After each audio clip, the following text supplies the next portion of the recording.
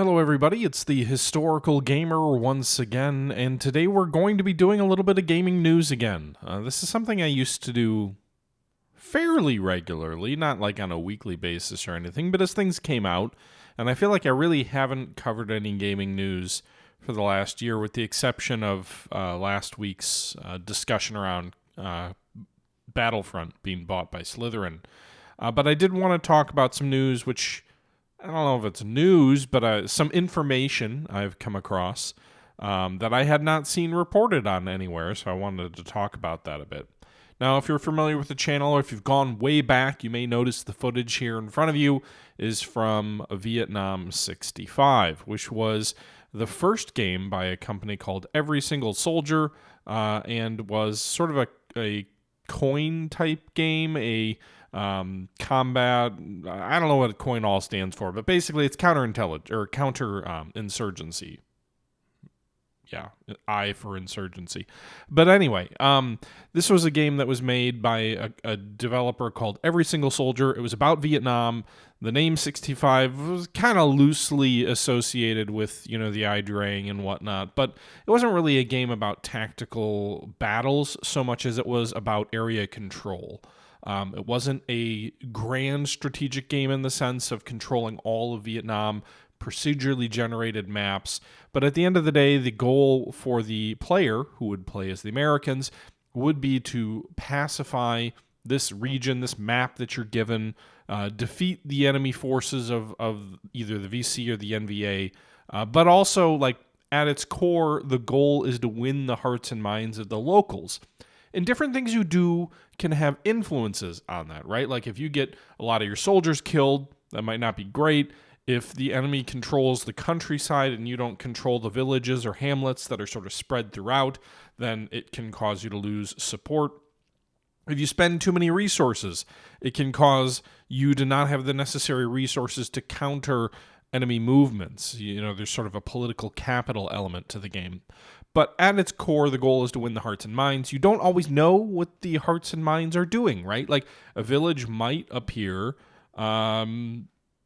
not occupied by the enemy, but you may not control their hearts and minds. There's different indicators like flags and fires and things like that kind of the game mechanics are used to show you, hey, this village that's controlled by the South Vietnamese government may not actually be loyal to you. And so it's trying to replicate this sense of you are commanding a hard force, you are commanding American military forces in Vietnam, but at the end of the day, you have to win a political victory, and how do you use those forces to influence that, and how do you make sure you're not the big, green giant and stomp everything in your path and create more problems despite the fact that you might defeat some enemy forces? All of that being said, this was their first game. It came back out in, it came out back in 2015, so almost 10 years ago now. And Every Single Soldier has developed additional games since then. They developed Afghanistan 11, which was very much the same game as Vietnam 65, but, as you would guess by the name, adopted for the American, conflict in Afghanistan. It was loosely, I think, was supposed to occur in 2011. The game came out in 2017. After that, and Afghanistan 11 was also published with Slytherin. Vietnam 65 was not. Vietnam 65 was very well received. It has several hundred reviews, but for a really small, one-man company, I think he contracts a lot of the coding out, but, it's a one-man company. It had, 82% positive reviews on Steam. They signed with Slytherin, presumably to try and expand their audience, to get into that hardcore wargaming group. They released Afghanistan 11. Afghanistan 11 was, like I said, it was kind of the same thing, just ported over to the Afghan-U.S. conflict. And I feel like it was pretty well received. I mean, these games don't have huge audiences all the time, but it has a mostly positive review on Steam, 73%, again, over 300 reviews. So for a small studio, presumably that's decently well done, but they decided not to stick with Slytherin and then kind of go back on their own. They released kind of a weird North Pole type expedition, Antarctica type expedition game which I think I played, but it was kind of weird. Then they released a ship management game called Her Majesty's Ship, sort of Age of Sail crew management style game that didn't really go over very well. And then they returned to this counterintelligence or counterinsurgency style of games with Angola 86, which is about the conflict there in the 80s. That came out earlier this year, I believe. I believe it actually just came out in August so just a couple days ago. I'm not sure if it was in early access for a while or not, but it's saying it came out on August 30th of 2024.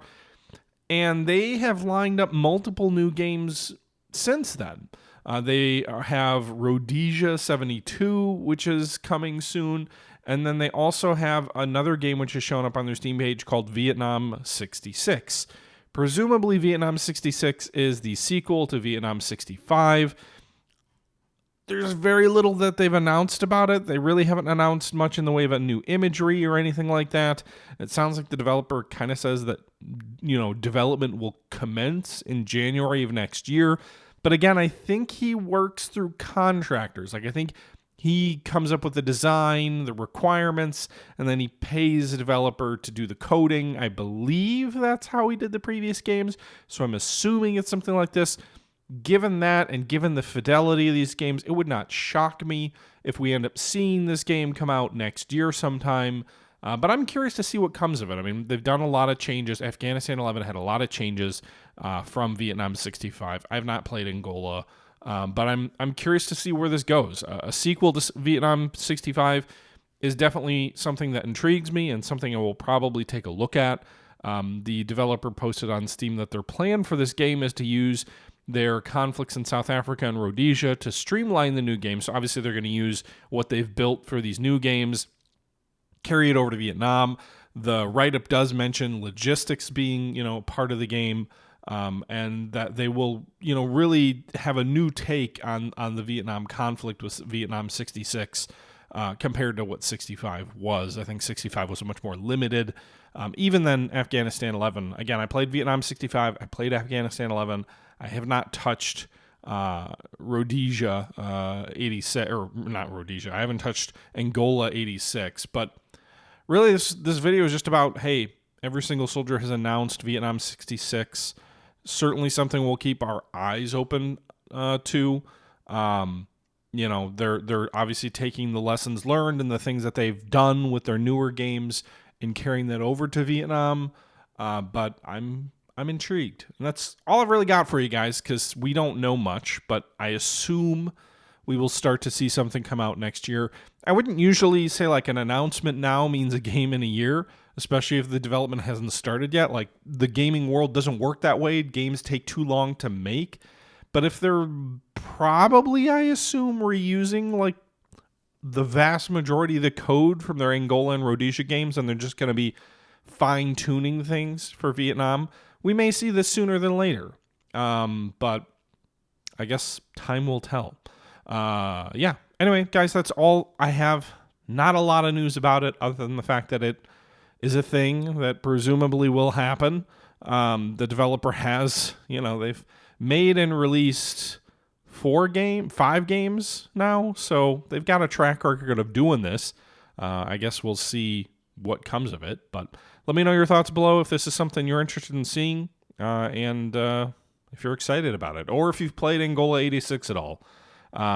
It doesn't seem to have quite as large of an audience as their previous games.